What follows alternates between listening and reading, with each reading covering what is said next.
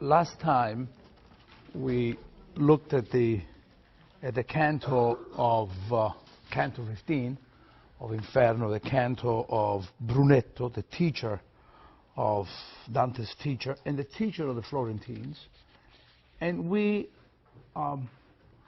pointed out the rhetoric of the canto. After all, Brunetto is a master rhetorician.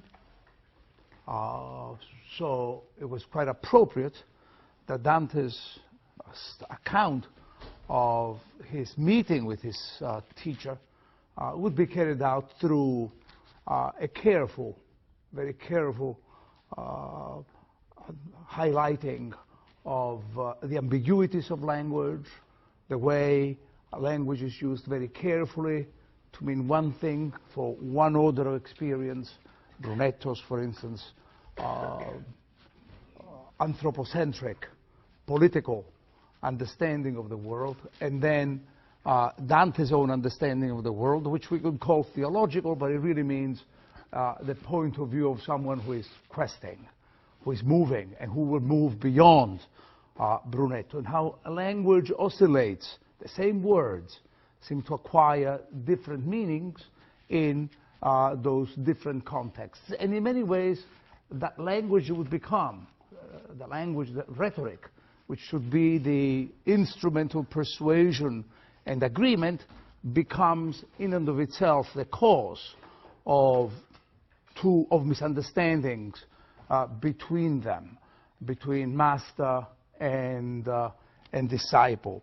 But the canto of Brunetto, for all of its the intensity and poignancy of a personal confrontation of a disciple who meets his teacher, and in many ways shows even there's a great deal of ambivalence, a great deal of acknowledgement, recognition of the importance of Brunetto's teaching on him, but at the same time a sort of distance-taking, leave-taking from that teaching.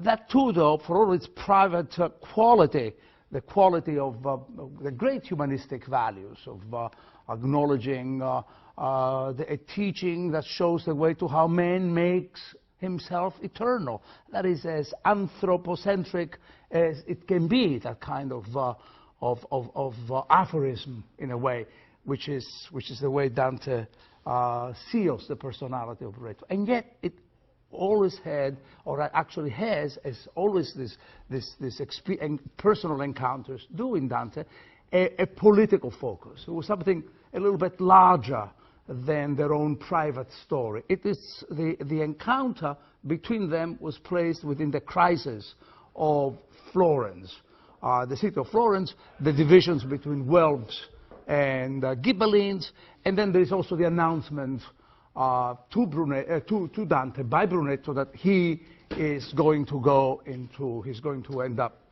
in exile. That the comfort, the human bonds, the comfort of the city and family and whatnot, even that will be denied to him. For Brunetto, of course, there is also a strategy of thinking that Dante's own experience is really the mirror image of his own. Because as you remember, and I said this at the beginning of my remarks last time, Brunetto also experiences exile as he was in Roncesvalles, the classical place of the most traumatic experience in medieval history, the place where the paladin Roland, Orlando in Italian, Roland, and the Carolingian drama, the Charlemagne soldiers are defeated. And Brunetto, that's where that's how he views his own defeat in the city of Florence. So there was always a public focus, and the public focus was not just a context for their relationship, but it was really a way of shedding light on the very nature of their own divisions. It is as if the oscillations of language that they experience in the exchange between them are really a consequence also of larger divisions, larger suspicions that these characters living in Florence entertain toward each other. I mention that because I'm going to move today to Canto 19. We're taking quite a jump. We went through 16. We saw the flight on the back of Geryon, or some adumbration of that flight on the back of Geryon. Canto 17, if you were to read it on your own, it's an extraordinary canto. It's the only time that Virgil leaves Dante alone. And Dante has to meet the usurers. And it is as if he had to be left without any guidance. It is as if he had to discover by himself and by his own powers what those temptations are and what the implications of usury would be for him. And there may be a biographical resonance there, in the sense that not only the poet is edging toward the condition of the usurer, engaged in illusory recreations, illusory productions, but also a biographical reference to Dante's own father, who was engaged in that sort of activity. And then we go through Canto 19, which is really the canto that I want to talk about now. And that's the point of my remarks about my recapitulations of what I said about Brunetto. Dante now takes a public voice. Not only he takes so you have an experience of the shifts in his own voice. You do know the kind of romance atmosphere in the encounter with Francesca. You do have the kind of the seminar-like tones that he uses in the encounter in Limbo with the poets of antiquity, where they go on talking about art and the secrets of the craft, etc. Now Dante takes what I do not hesitate to call a prophetic voice. He plays now, he sees himself as a public role. The shift or the change, the departure from the political rhetorical tone used in the encounter with Brunetto could not be sharp or more radical. This is an argument now that engages him as a public figure, as it were, indeed as a prophet. So what does it mean to be a prophet for Dante?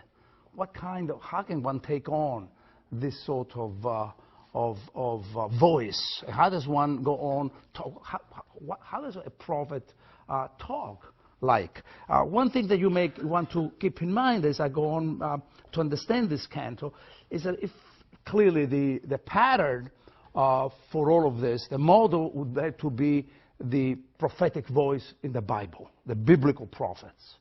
And do not make a mistake of thinking for a moment that prophets are those who foretell the future. That's not really their role. In fact, Dante goes out of the way, and I'm not going to talk about that, we really haven't got time, in Canto 20, highlighting the differences, as it were, between prophets and diviners. The diviners are those who foretell, predict the future. So if the prophets do not foretell the future, what do?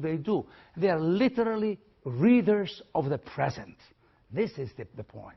For Dante, the biblical prophets are those who read the present history in its unfolding from the perspective of what they perceive to have been God's promise to Israel and to them. So the prophets are, in a way, and I don't say this in any way to degrade them, but on the contrary, to highlight the importance of their intervention into the present, that you could call them as commentators, those who are, in the true sense of the word, those who remember. That's what a commentator is. A commentator is an exercise of memory, a way of bringing ancient memories to bear on the present. That's the way Dante understands the prophetic voice.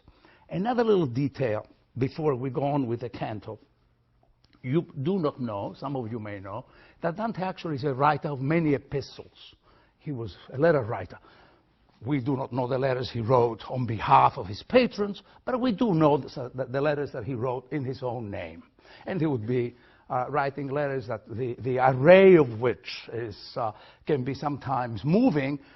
For instance, when he writes to a friend, he would like to attend the funeral of this friend's wife and cannot.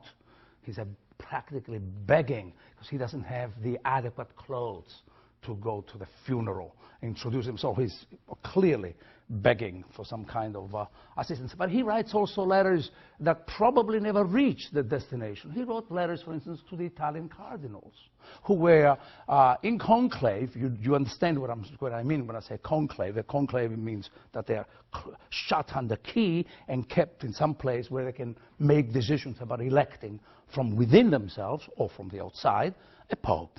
And they could not agree about whom to choose. So he writes a letter to the Italian cardinals. And he begins the letter addressing them and saying, perhaps all of you will wonder, who is this man? Who gives him the authority to speak to us and address us and spur us on to action? Doesn't he remember? This is Dante speaking and attributing these thoughts to the cardinals, the possible objection to the intervention of a layman's voice within sacred things. Doesn't he remember the lesson of the biblical prophet, which he doesn't mention, the name doesn't mention, who, on seeing the ark of the alliance being carried into the city of Jerusalem, and seeing the ark tottering, he stretches his hand, trying to protect it, to make sure that it won't collapse and break into pieces, and God intervenes and through lightning and fulminates him and kills him. So Dante is aware of the danger of taking on. That's the point. He goes on saying, spurring them, saying, I'm not really touching the ark, I'm really spurring the oxen who are not going anywhere. That's the substance of the letter, but this does not concern us here. But the point that concerns us here is that in the background to this canto, where he takes on the prophetic voice, he's aware of the possible profanation that he is engaged in addressing, as he does, the so-called Simonists. It's time to get into the canto of the so-called Simonists. Who are the Simonists? In fact, let me just, I was just reading this little story. The sisters of Joyce, I have been reading that before, but I know that is really a story of, I don't know how many of you are English students of English literature, but he writes this story, which is really about a sort of early 20th century version of simony. And if one of you might want to write a paper connecting the sisters, this beautiful gem of a story by Joyce, and Canto 19, you can. And you see the differences that there are between the two of them. The Simonists are the followers. It's a word, like we say, the Machiavellians, for instance. They are followers of Machiavelli, or those who think like Machiavelli. The Simonists are the followers of Simon, who was called a magus, or a sorcerer, or a magician. Simon. And actually, we call this phenomenon when you have a name that gives, sort of creates a trend or a way of thinking. It's called an eponym.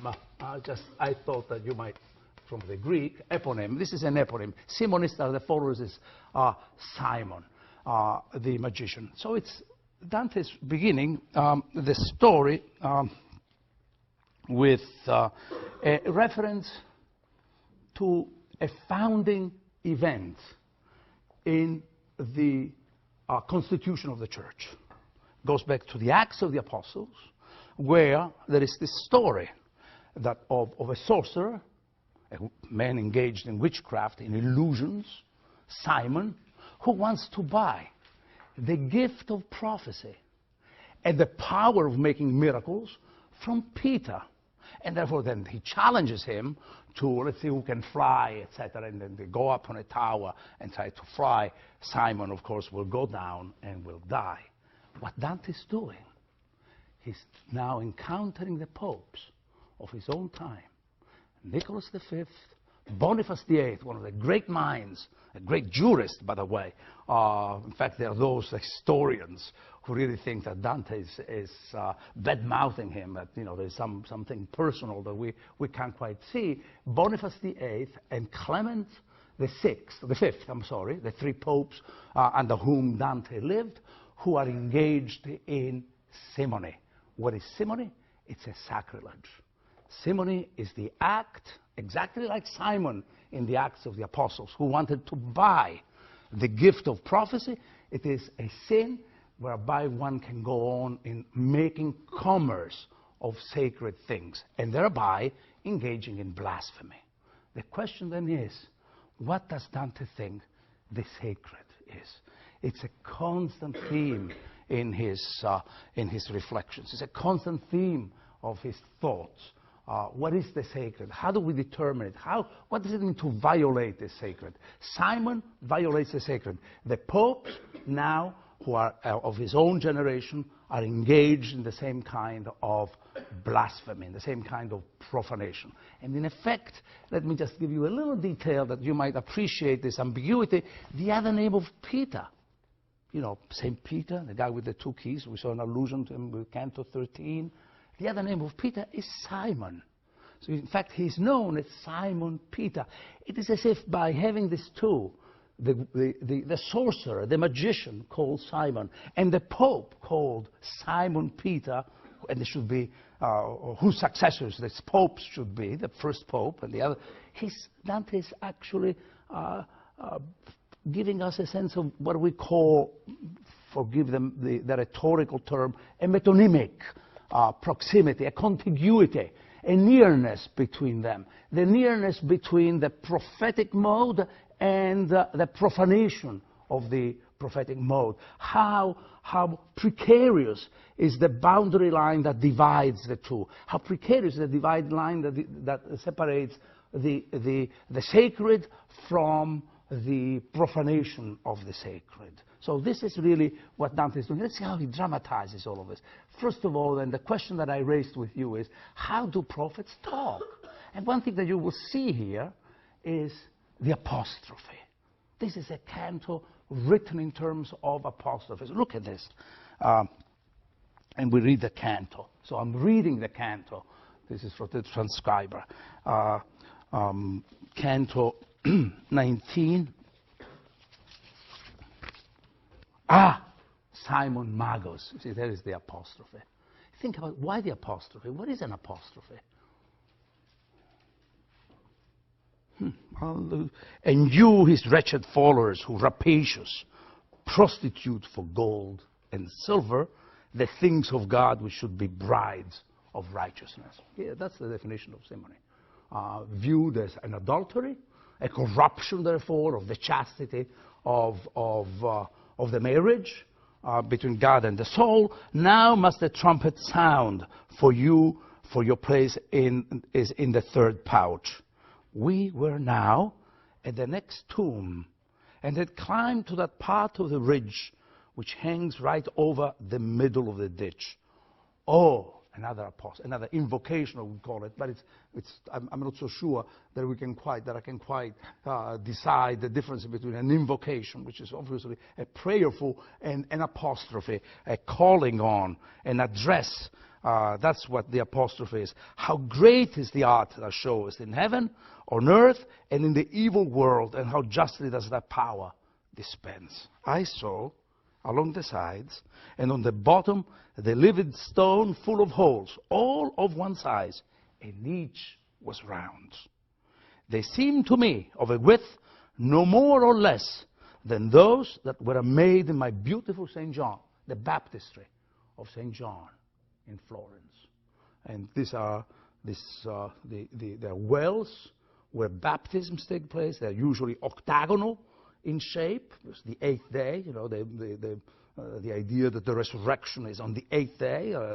It's the idea of history based on the 7 days of creation. The 8th day of the resurrection. They were made in my beautiful St. John as fonts for baptism, one of which, not many years ago, I broke for one that was drowning in it.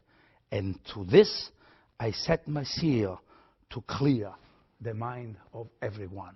What Dante is doing is acknowledging what could have been seen as an act of profanation. He broke one, which is really a figurative, because they're huge, and I can't believe that he could have the 10 people to break these things apart. So it's a figurative idea that he stretched his hand into holy things and violated the holy things. But he did it, and that's the excuse he's giving, he did it in order to save someone's life. So there is nothing gratuitous, that's the point, in his own intervention, as it is called. It's called an interventio in sacris, stretching the profane hands into holy things, into sacred things. What he's really removing himself from is the charge that his act may appear purely gratuitous. And if it's not gratuitous, what is it driven by? Where does it come from? If it's not, one can say, well, it's a gratuitous act, which means you can dismiss it, but this is not gratuitous, so what is the reason behind it? And if he's serious enough, he should provide us this reason.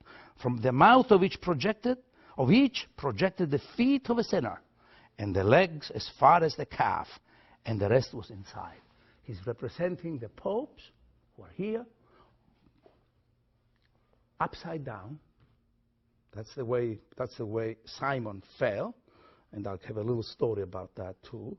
It was also the position that, according to legend, St. Peter wanted for himself. He asked that he be buried upside down because he wanted to show what the true direction for the soul's ascent and purification would be. The idea that we're in, remember, in an inverted world, a world which is upside down, and therefore to be with the head down, you are really right side up. You are going toward your proper destination. So Dante is playing with this iconographic motif of Peter, who asks to be crucified with the head upside down, and the story of Simon, who very much like him now is as a punishment is with the head upside down. How are they punished? In an overt parody of the Pentecosts and the flames of fire. You know the story of the Pentecost. That's the story of the Pentecost, is the story of the gift of language that come down as a rain of fire on them. Now they have flames on their feet. This is the sort of horrible turning around of prophecy and of the gift of languages, meaning that we all speak everybody else's language, which clearly means, I'm sure that there are polyglots among you, but it clearly means that we all speak one language, the language of charity, and therefore we can all understand each other that way. So that's that they would have snapped withes and ropes as flames on oily things, the oil of unction. So it's a further allusion to the desecration that is taking place here. Moves only over the outer surface, so it did there from the heels to the toe. Who is that one? Dante wants to know who it is that he's his master, that rides in his torment more than any of his fellows, I said, and is licked by a redder flame. And he answered me, if thou wilt have me carry thee down there by that more sloping bank, thou shalt know from himself, of him, and of his misdeeds. And I, all is well for me, that is thy pleasure. Thou art my Lord, and knowest that I depart not from thy will. Thou knowest too what I do not speak. Then we came on to the fourth dike, turned and descended on our left down to the pitted and narrow bottom. And the good master did not set me down from his haunch till he brought me to a hole of him that so lamented with his shanks. Whoever thou art, I began, unhappy soul that are held upside down, planted like a post, if thou art able, speak. And now the series of inversions is introduced here. I, Dante says, stood there like the friar. He is the layman. It's a changing of roles. And the Pope, who is going to reveal his own identity in a moment, he is there like an assassin. He's called like an assassin, a perfidious assassin, meaning the one who broke faith. That's what the word perfidy means, that strives the treacherous. Italian is the perfido, as an assassin who, after being fixed, calls him back so that he delays his death, and he cried. This is one of the popes, Nicholas. who misunderstands, but the misunderstanding is highly suggestive. He's telling Dante and us that the reigning pope, while Dante is writing, Boniface VIII, one of the Orsini family, one of the great families, Roman families, has already arrived. And he says, standest thou there already? Standest thou there already, Boniface? By several years the writing lied to me. Art thou so soon sated with these gains, which thou did not fear to take by Gaia, the Lady Beautiful, and then do her outrage?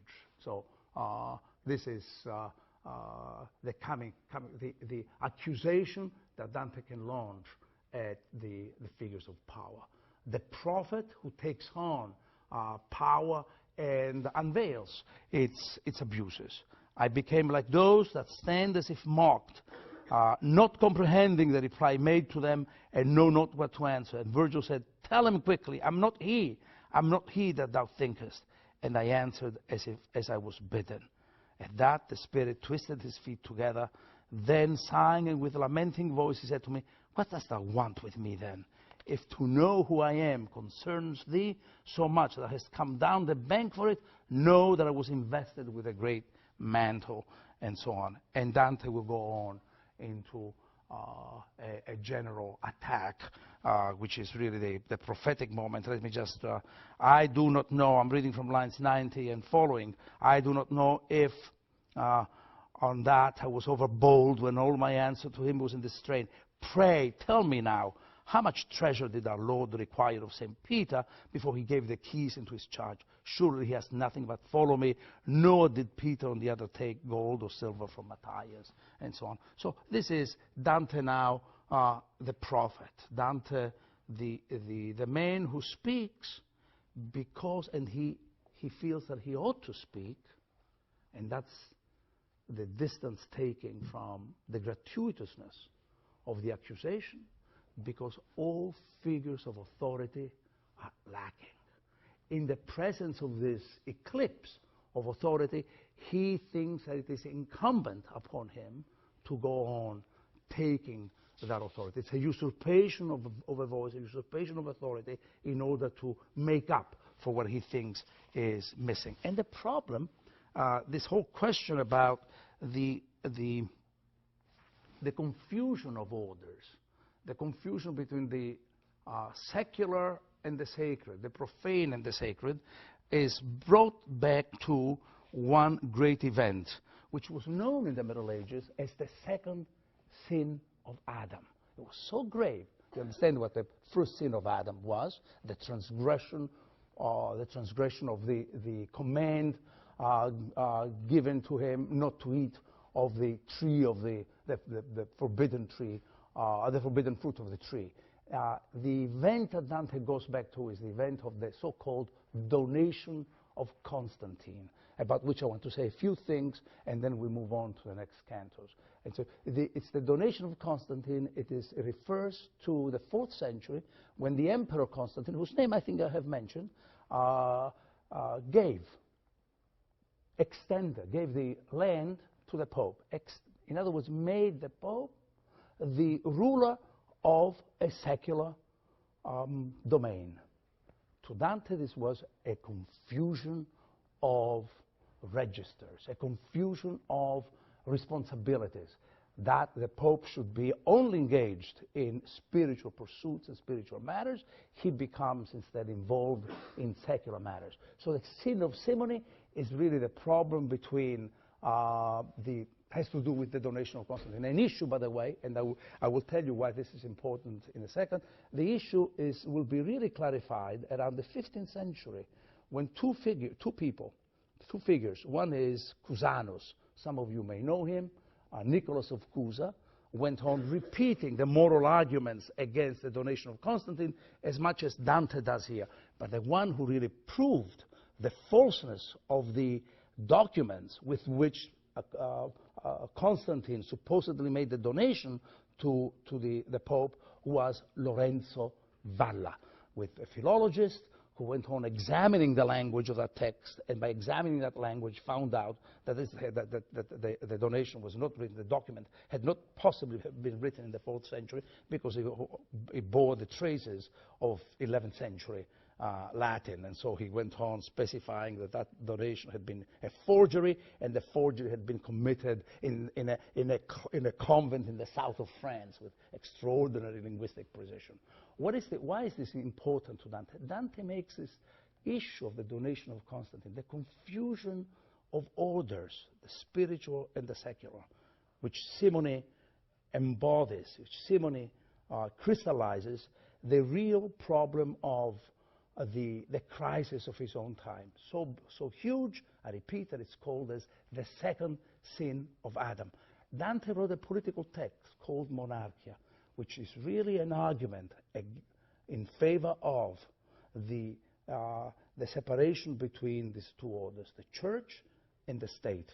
Had to be neatly divided, both to protect the state from the intrusions of the church and to protect the church from the likely intrusions of the state. So it's really an argument that goes in two directions. So much then for Canto 19. The last thing I have to say is I began talking about the rhetoric of the prophets. I said the prophets really use apostrophes.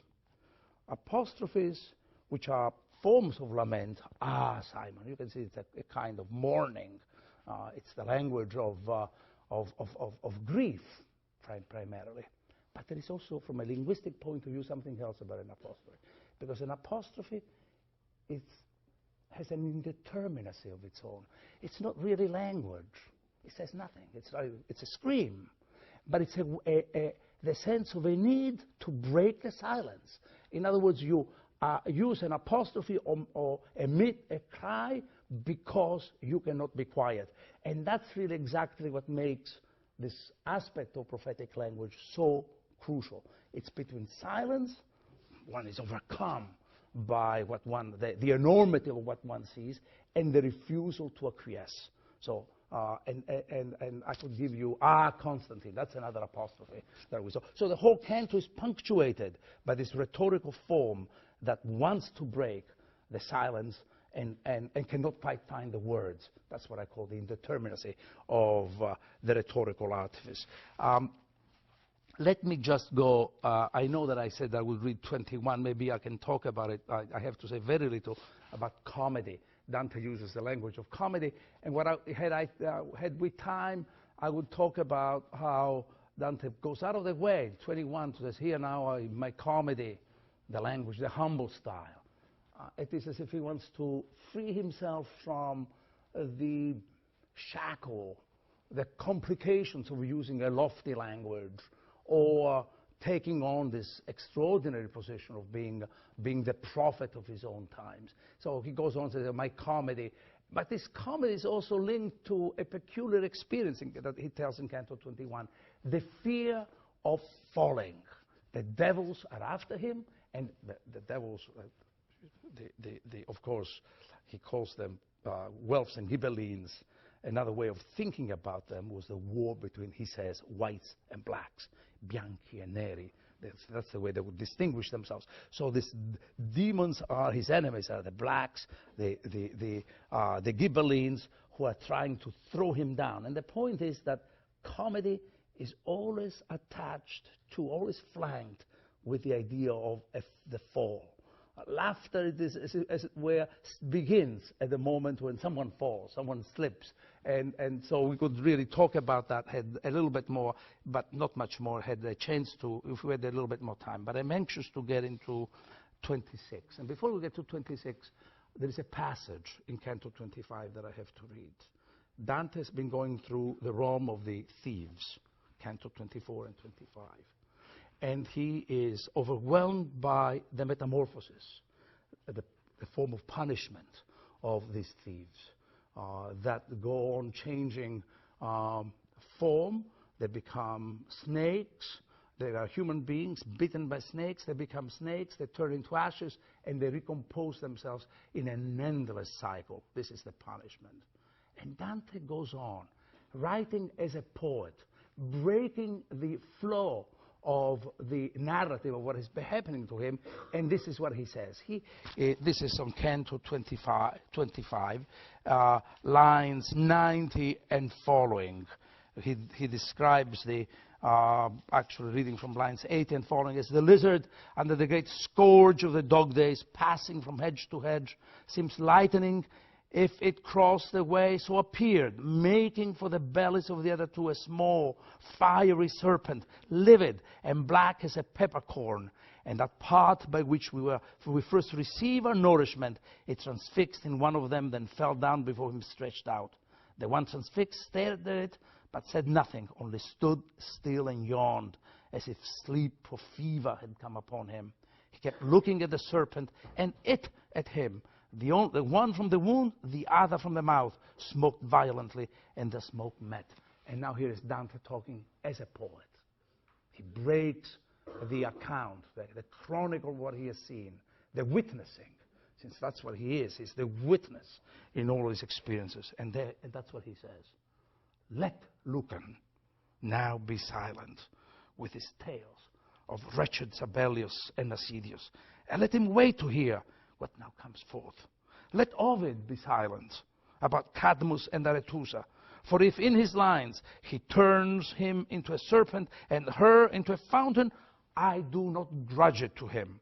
For two natures, face to face, he never so transmuted that both kinds were ready to exchange their substance. All right. On the face of it, Dante is saying that the kind of metamorphosis he's describing really is more horrifying than anything that Ovid, the author of the Metamorphoses, who is always guided in his metamorphosis by a belief in the bondage, in the bond in the solidarity between human beings and the natural world. We can go on shifting forms, and there is a kind of serene transformation happening in Ovid. And he also says that he's different from Lucan, another author of scenes of metamorphosis in his story about the Civil War. But the point that I think is really crucial here is a different one. Dante is reenacting exactly the kind of aesthetic temptation that we already witnessed in Canto 4 of Inferno, in Limbo, where Dante meets the poets, and he's so taken, so complacent about, undoubtedly, the great temptation of sitting with, can you imagine, Homer, Virgil, Horace, Lucan, Ovid, exactly the people that he mentions them. Retrospectively, that scene of harmony that Canto 4 seemed to dramatize now completely vanquished. No, here he is. He's really saying, I am their rival. I am even better. I'm seeing things that they didn't even imagine. So if you had the illusion of an idyllic relationship among poets, you are disabused at this point. But it is a temptation nonetheless, because once again, Dante is going down in a descent, which is a descent of spiritual humility, and yet his voice seems to be going up in an opposite direction, one of hubris. The same kind of temptation that he had in Canto 4. And this is what happens. Again, the structure repeats itself. In Canto 4, Dante claims that he fellowship with the great poets. He comes into Canto 5, and he has to confront the responsibilities of writing, the responsibilities of being a writer. And he encounters a reader of his own. Dante emerges into Canto 26 and meets none other than Ulysses, the master rhetorician, whose experience and whose journey will lead himself and his companions to a tragic end. For Dante, this is an extraordinary moment for a number of reasons. Ulysses is a steady point of reference for his own adventure. He will keep thinking of him in Canto 19 of Purgatorio and in Canto 28 of Paradise, when Dante is about to live beyond the physical universe. He looks back to see the distance he has traveled, and the only thing that he sees is really that passageway where Ulysses violated of boundaries. Clearly, what kind of boundaries am I violating? Ulysses is a mode of being, a possibility of being for Dante himself. And so we come into Canto 26, and I would like to take as much time as we possibly can without tiring you all about this canto. Let me begin with, as a sort of preamble, tell you a general point. Every school child in antiquity and in Dante's own time knew one thing, that Ulysses was a famous Greek hero, polytropic, as Homer calls him, the man of many turns, the man who knew it all, the man who had been seasoned in all experiences. They know that he had gone to the war of Troy, that he was the one to suggest the building of the Trojan horse and the stealing of the Palladium, as you know, the simulacrum of Minerva, wisdom, the figure, the image of wisdom. And then it took him that he was involved in the battle about inheriting Achilles' arms with Ajax. And then everybody knew that it took him 10 years to return to Ithaca.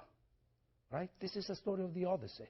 He returns, he goes to, we do know only the Nostos, as the Greeks call it, the return, the journey of return. He becomes the hero of nostalgia, the going back to a place that he has. Everybody knew this in antiquity and in Dante's times. In antiquity, they knew it very well, because then the story of Ulysses had become an allegory, a philosophical allegory of the fate of the soul. The idea of Ulysses who goes from Ithaca to Troy and then goes back for 10 years, after a war of 10 years, another 10 years of vicissitudes, cleansing himself in order to go back to and testing himself to go back to his hometown, was really the story of the soul. That's what the soul does. It incarnates itself. Strophe and epistrophe. It goes through, the soul goes through the planets and gets tainted by the attributes of the planets. Some of us are lunatics, others are mercurial, others are saturnine. You know, that's from the planets. But then by cleansing ourselves, the soul can go back to its place of origin. That's the circle of the return. That's the way the Alexandrian Neoplatonists understood the allegory of the Odyssey. So this is clear. Dante violates this rule. That's what you have in Canto 26. Dante begins with Ulysses who has returned to Ithaca and starts his journeys of exploration all over again.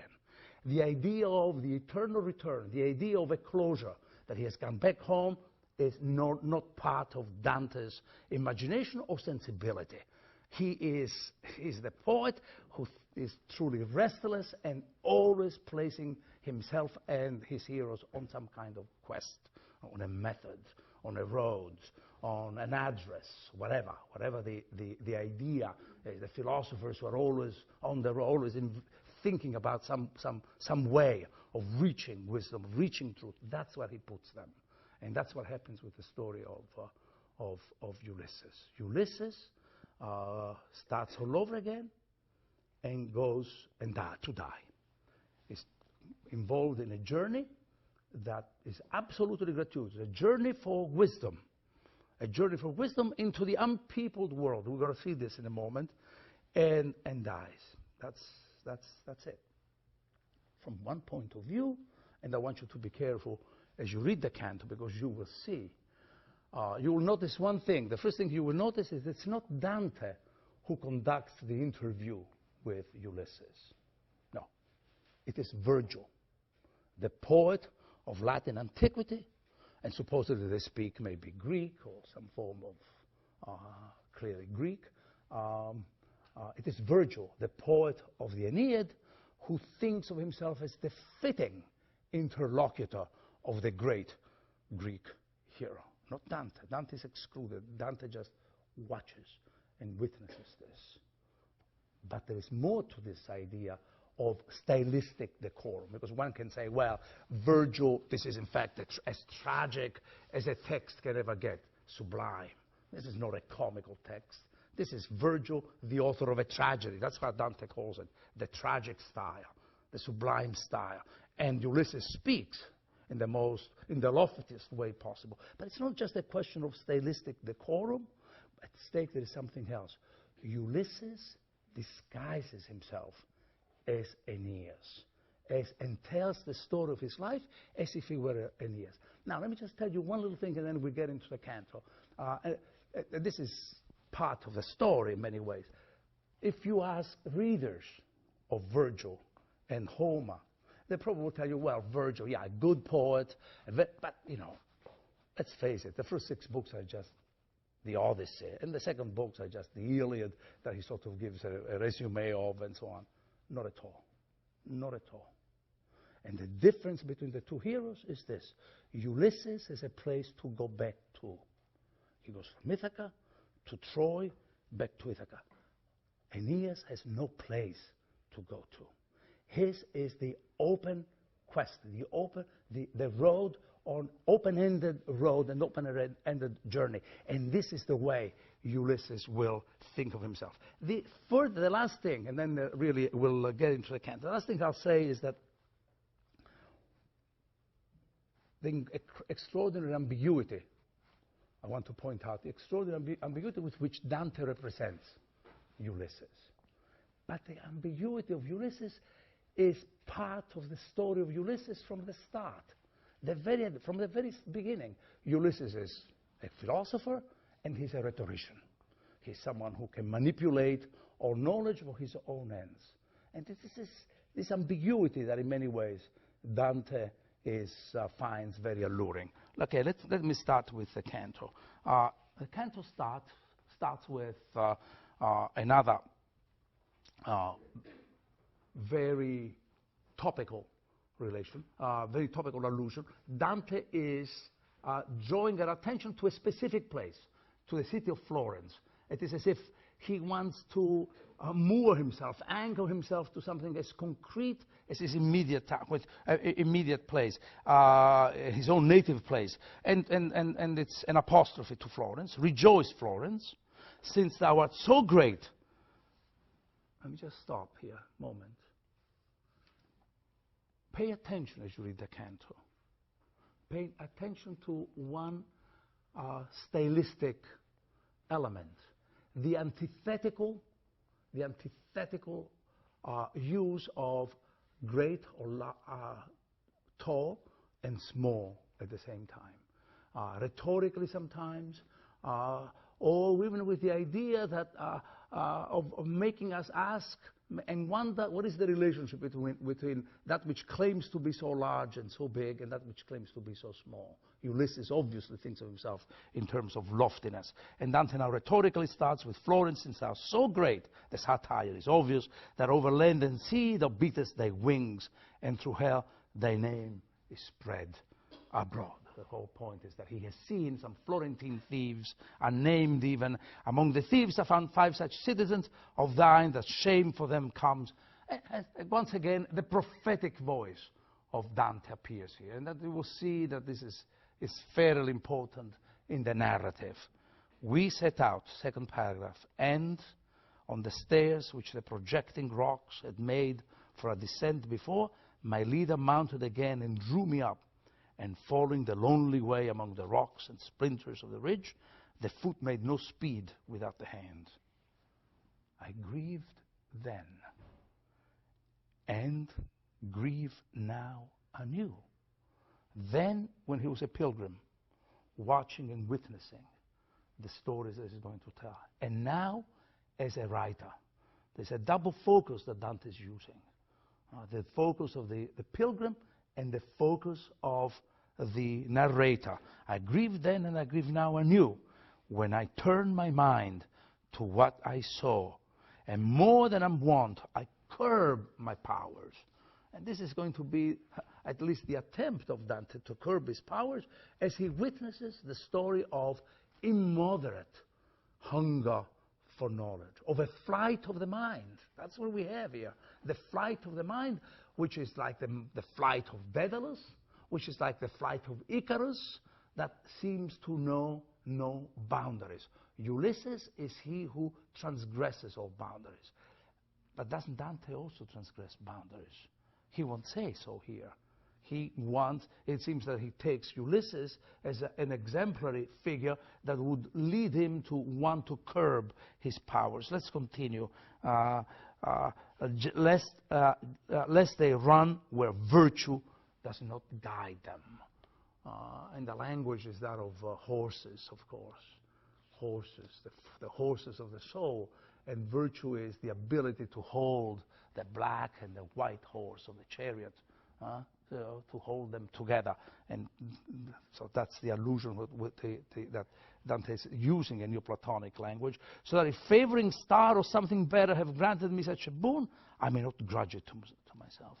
And now the first description of the landscape, a summer landscape, as many as the fireflies which the peasant resting on the hill in the season when he that lights the world least hides his face from us.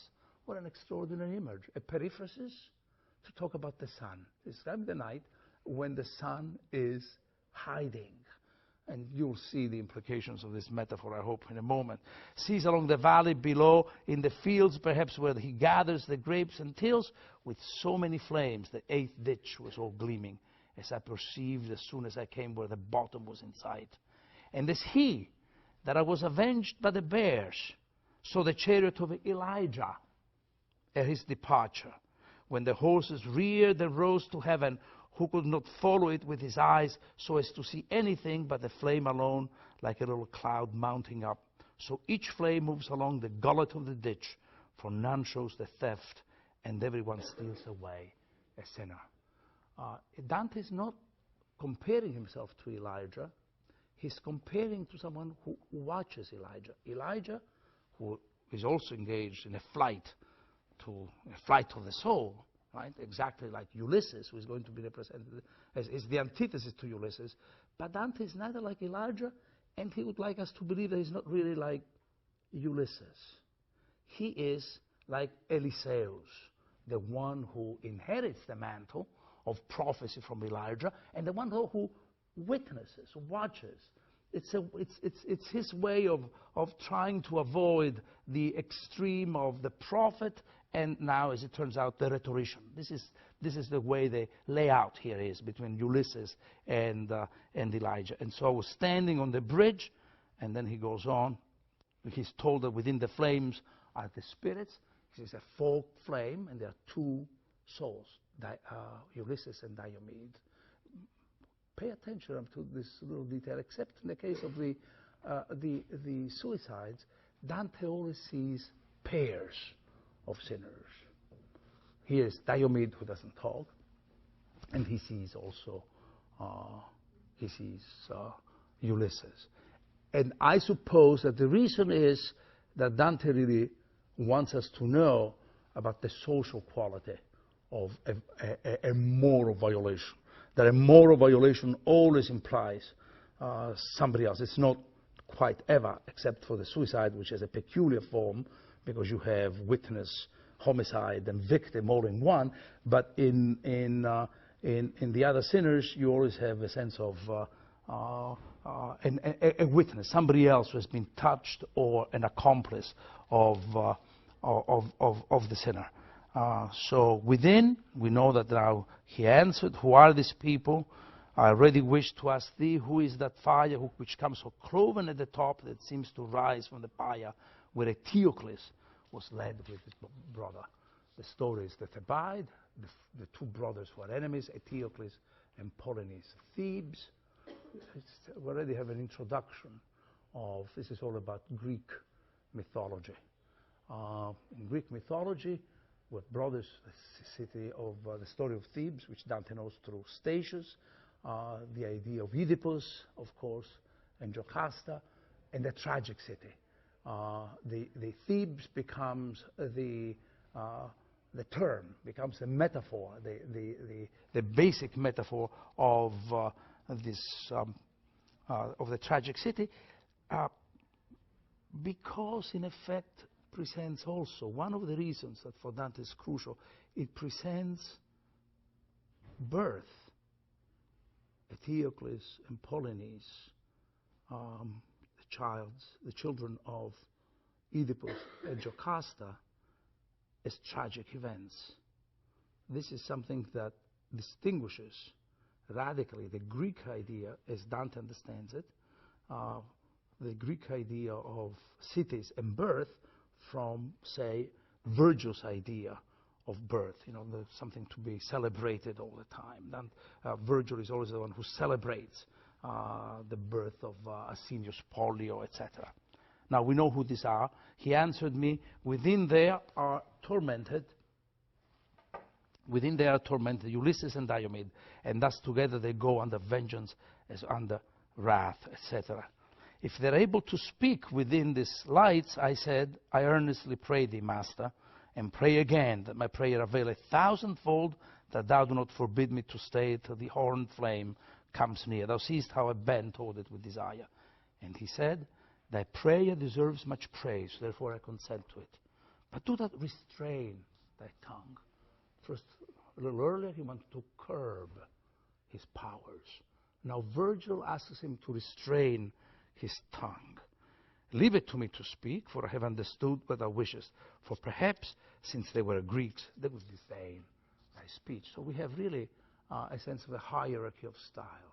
Virgil and Ulysses, and then in Canto 27, it's going to be Guido da Montefeltro and Dante. Or you who are two within one fire, if I deserved of you where I lived, if I deserved of you much or little, once again, the oscillation between high and low, much or little.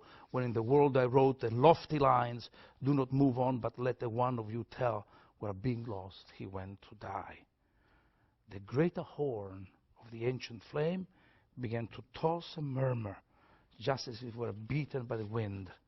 Then waving the point to and fro as if it were the tongue that spoke, it flung forth a voice and said, when I parted from Circe, who held me more than a year near Gaeta, before Aeneas, so named it. So you see clearly Ulysses tells his story through the myth of Aeneas, claiming priority over Aeneas, but also acknowledging one thing. It's an incredibly, I find it a very moving line, that Aeneas names places in memory of his nurse.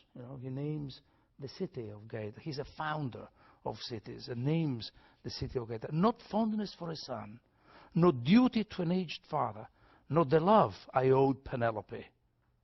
Look at this, what we call heavily ethical language. Ulysses speaks in terms of what his duties are. Fondness for a son, the duty to an aged father, Laertes, the love I owed Penelope, which should have gladdened her, could conquer within me the passion I had to gain experience of the world and the vices and worth of men. This seems to be an ethical quest, and nothing can stand in the way of this virtuous action. Ulysses thinks of himself as a virtuous quester after vices, understanding and gaining experience of vices and virtues and the worth of men. And I put forth on the open deep with but one ship, the one shore and the other I saw as far as Spain, Morocco, Sardinia. And he's a man who mentions places all the time, this narrative. He always mentions places, cities, Morocco, Seville, Ceuta on the other side of the Mediterranean. It is as if here is a man who lives in space. He left his father, left his son. That would be a temporal description of him, but he lives in space because it is as if he never really knew his own place in the world. He's always looking for something. He doesn't know where he belongs. And my companions were old and slow when we came to that narrow outlet where Hercules set up his landmarks so that men should not pass beyond. On my right hand, I left Seville. On the other, already left Ceuta. And now the speech he makes to his own companions. And look at the rhetorical wisdom with which he moves. He addresses them as brothers, which is the biggest captatio benevolens. We are all together. There is no hierarchy here. I'm not your leader. I'm not your king. Or brothers, I said, who through 100,000 perils. Look at the hyperboles.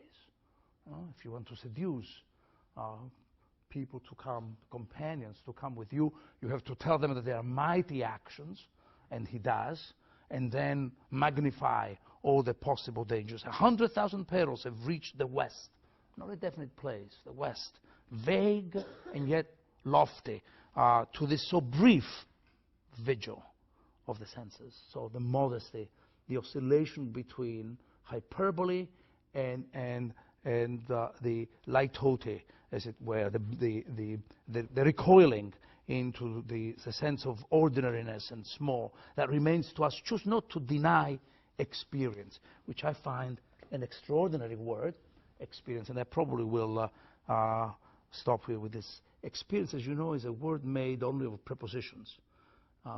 Experire, it's a journey, it's a going through, per, no, experience.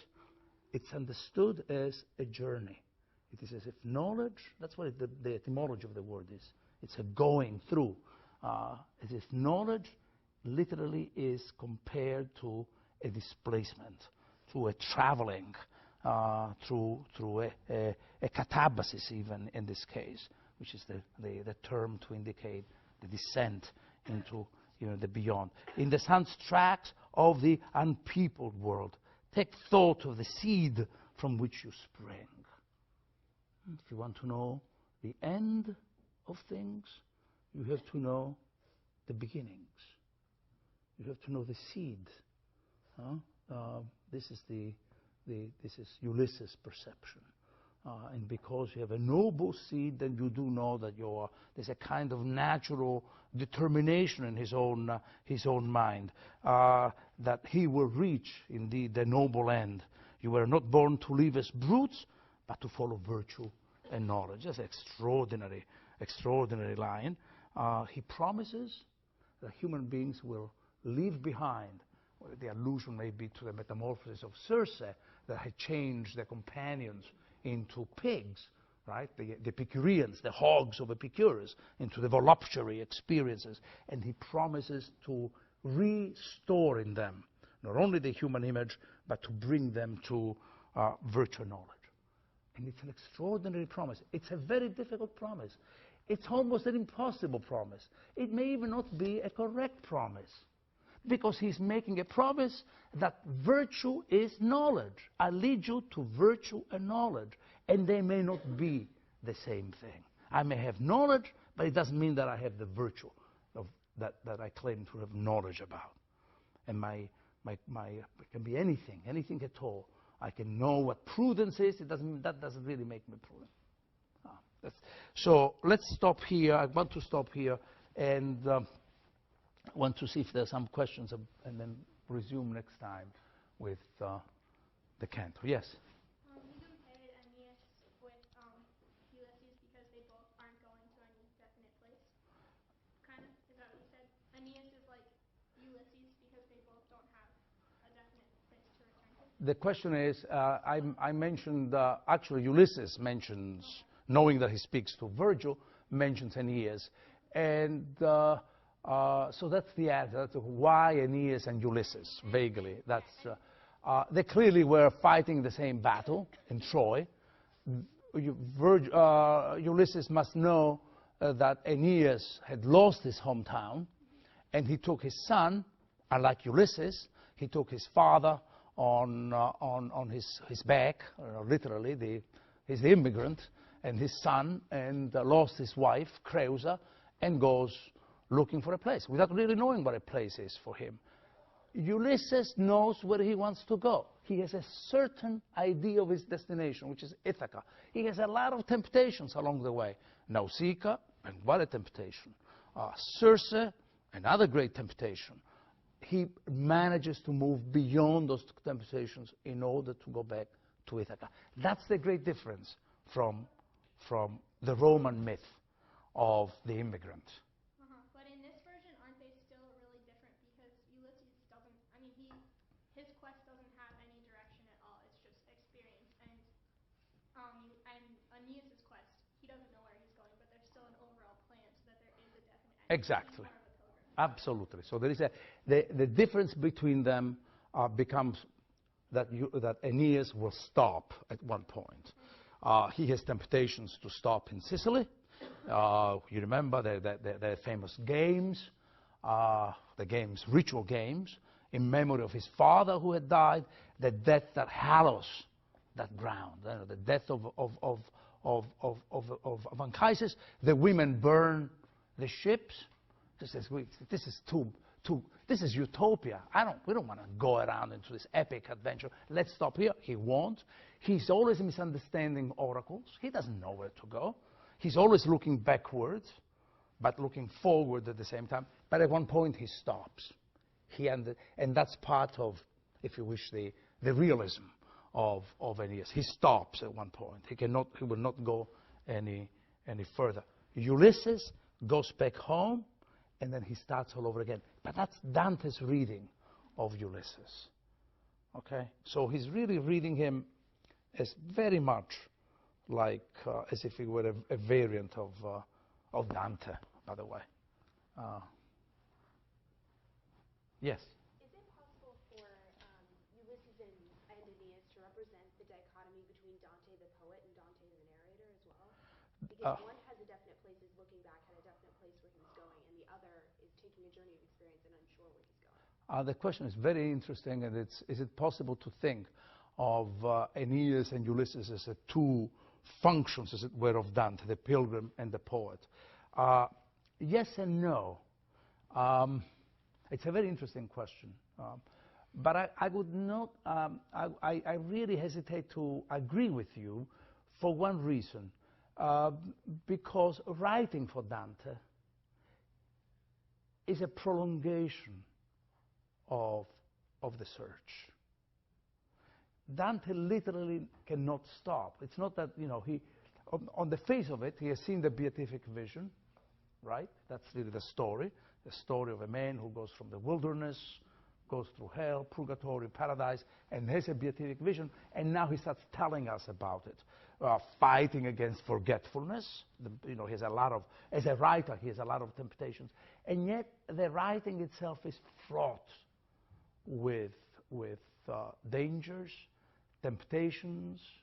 It's a different sort of journey, but it's the journey of writing. And therefore, there's no clear-cut distinction between the two. In fact, I just read in Canto 25 the little scene when he challenges Lucan and Ovid, which really is let the past yield to the present. That's really the kind of claim that they can make. Let them be quiet, because I know what is happening. And the story is that as a writer, he is lapsing, he's falling into a number of temptations as if he were a pilgrim. You can expect that from a pilgrim, to being fascinated by Francesca, having all these inner divisions. Dante is a deeply divided man. He has to condemn and at the same time has to sympathize even as a pilgrim. So that's really that's the only little detail where I would not agree with you, but maybe you're right. I don't know. Yes? Can you speak about the fact that Dante changes the ending of Ulysses' story and has him drown at sea rather than returning to Ithaca, and why? He returned. The question is, can I speak about how Dante changes the ending of Ulysses' story? And the answer is this. Dante makes Ulysses go back to Ithaca, but then he breaks the circle of this closed circle. Let's call it the circle of the epic. Let me talk formally about it. The idea is that what are some traits of the epic? The epics deal with foundations of cities and destruction of cities all the time, no matter what that city may be. So he has destroyed the city, goes back to his own city to cleanse it. That's which is Homer's way of saying, I think, you Greeks were so great when you were out into the world at Troy. Let us see how that heroic ethos is going to help you that you are back home, where probably you are going to need more courage and more determination, as much courage at least, as much determination as you did have in that great celebration of the newly found Greek unity in Asia Minor, in Troy. So that's that. Now Dante takes that and he says, no, there's no closure here, because he rejects the idea of Dante. To the epic, he replaces the epic with a novel. This becomes a kind of novelistic story, wherein experience is being arrived at as one goes. You see what I'm saying? In the epic, you have a kind of, indeed, things return to the point of departure. That's the difference. It's a difference between two radically different ways of understanding experience and the self. Dante will put himself on the open road, but Ulysses will remain the constant reminder to him. He is the phantasm he can never quite exorcise. It will return to him, as I said. When a siren appears and tempts the pilgrim and says, look, I gave happiness to Ulysses. Why don't you stay with me? And the implication is, first of all, she's lying, because this is, the story of Ulysses putting the wax in his ears is nicely omitted, but it's a temptation to Dante to feel that he too is an epic hero, like Ulysses. Okay. Did I answer? Other questions? We'll come back to this canto, which is truly plays a crucial role in Dante's imagination and in the Divine Comedy, in the unfolding of the Divine Comedy. So read carefully, and then we'll go on to the other cantos.